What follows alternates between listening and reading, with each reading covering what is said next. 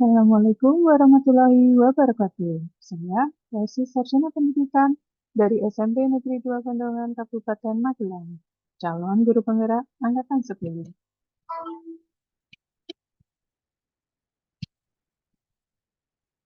Bersama fasilitator kita, yaitu Bapak Mulyadi dan pengajar praktik saya, Ibu Maya Wulandari, Sarjana Pendidikan. Pada kesempatan kali ini, saya akan menyampaikan modul 1.4.A.8, yaitu koneksi antar materi modul 1.4 disiplin positif. Tujuan pembelajaran pada kesempatan kali ini yaitu 1. CGP memahami keterkaitan konsep budaya positif dengan materi pada modul 1.1, 1.2, 1.3, dan 1.4. Yang kedua, CGP dapat menyusun langkah dan strategi yang lebih efektif, kontrol, dan realitas untuk mewujudkan budaya positif di sekolah. Keterkaitan materi, yaitu 1.1 Filosofi Ki Hajar Dewantara, 1.2 Nilai dan peran guru penggerak, 1.3 Visi guru penggerak, dan 1.4 Budaya positif dengan keterkaitan materi menuju profil pelajar Pancasila. Filosofi Ki Hajar Dewantara, menurut beliau, Ki Hajar Dewantara, bahwa tujuan pendidikan adalah menuntun segala kodrat yang ada pada anak, yaitu kodrat alam dan kodrat zaman, agar mereka mencapai keselamatan dan kebahagiaan setinggi-tingginya, baik sebagai manusia maupun sebagai anggota masyarakat. Bahwa pendidikan harus berpihak pada murid, sesuai dengan kodrat tumbuh dan kembangnya. Seorang pendidik haruslah menerapkan trilogi pendidikan, yaitu Ingasa Sungtulodo, Ingatya Mangunkarso, dan Tuturi Handayani. Nilai dan peran guru penggerak. Nilai guru penggerak: 1. Berpihak pada murid, 2. Mandiri, 3.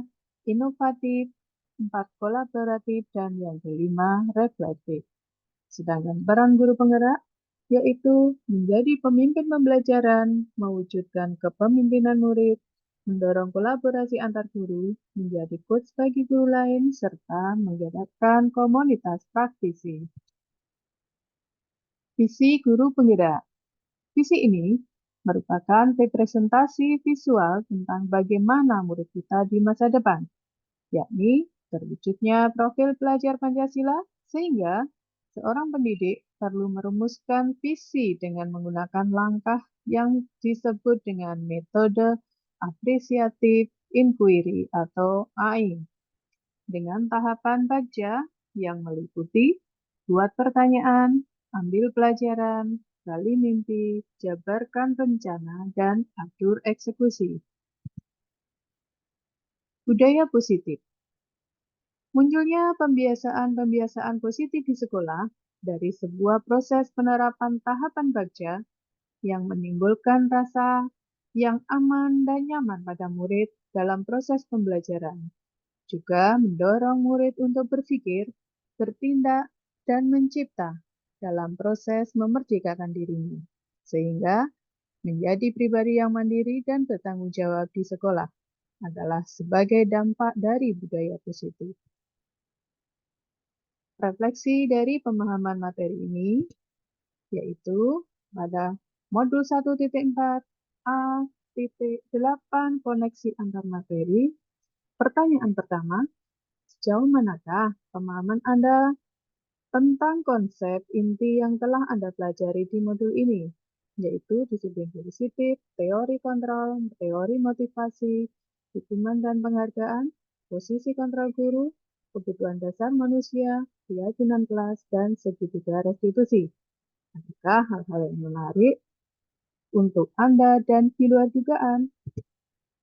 Jawaban dari pertanyaan tersebut adalah pada modul 1.4 budaya positif, yang kami pelajari adalah konsep-konsep tentang disiplin positif, teori kontrol guru, teori motivasi, hukuman dan penghargaan, kebutuhan dasar manusia, keyakinan kelas, dan segitiga restitusi.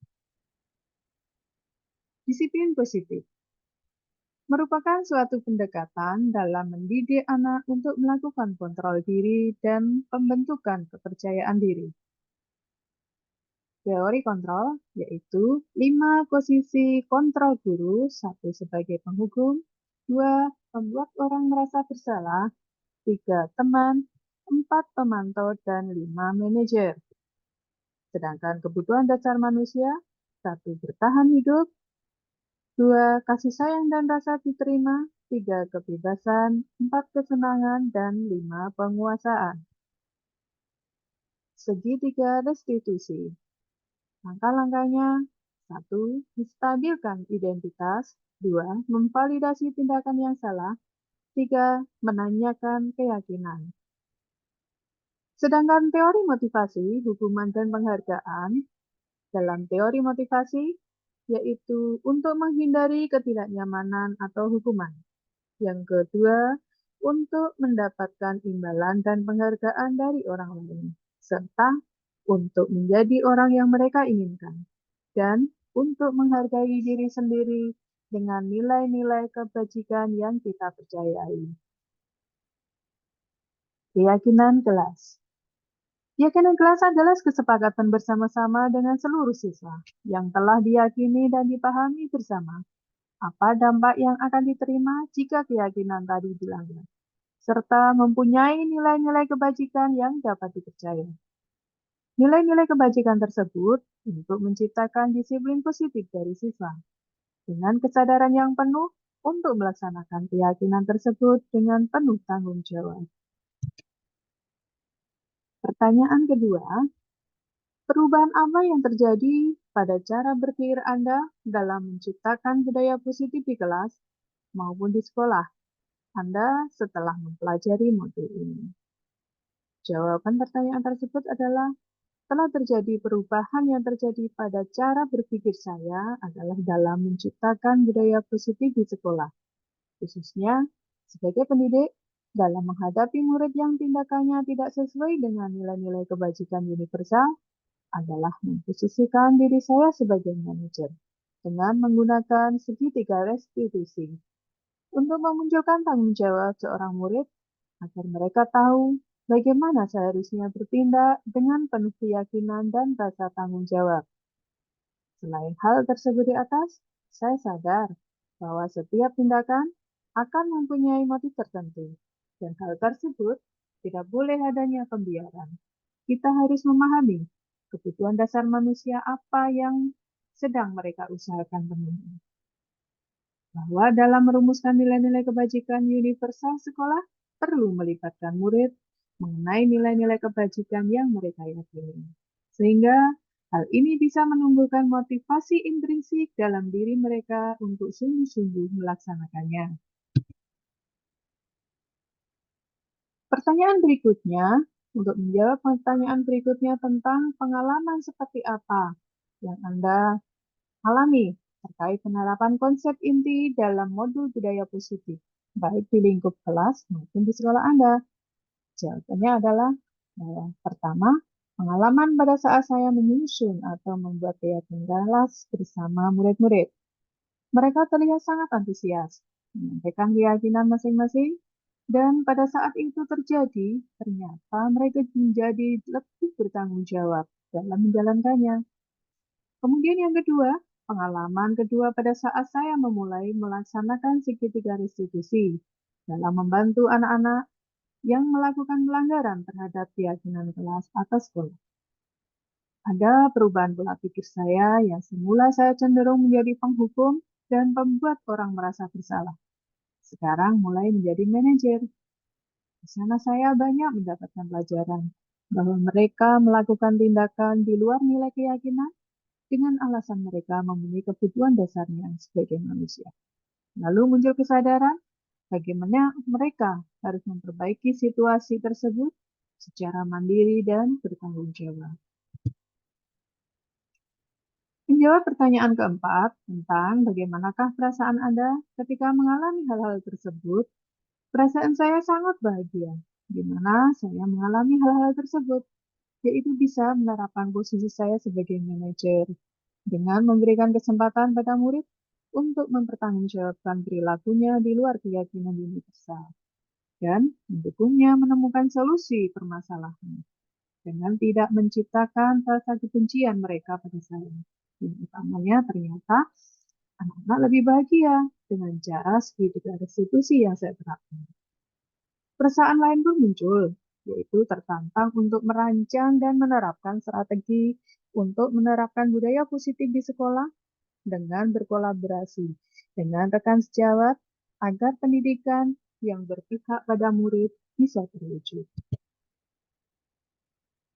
Menurut Anda, di pertanyaan berikutnya adalah menurut Anda terkait pengalaman dalam penerapan konsep-konsep tersebut, hal apa sajakah yang sudah baik dan adakah yang perlu diperbaiki? Hal baik yang sudah ada dalam penerapan konsep tersebut adalah perasaan saling menghargai dan memahami.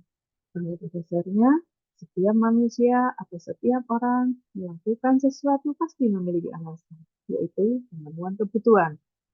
Dan hal itu, disiplin positif tersebut sebenarnya sudah ada di kelas dan di lingkungan sekolah, serta disusun secara bersama.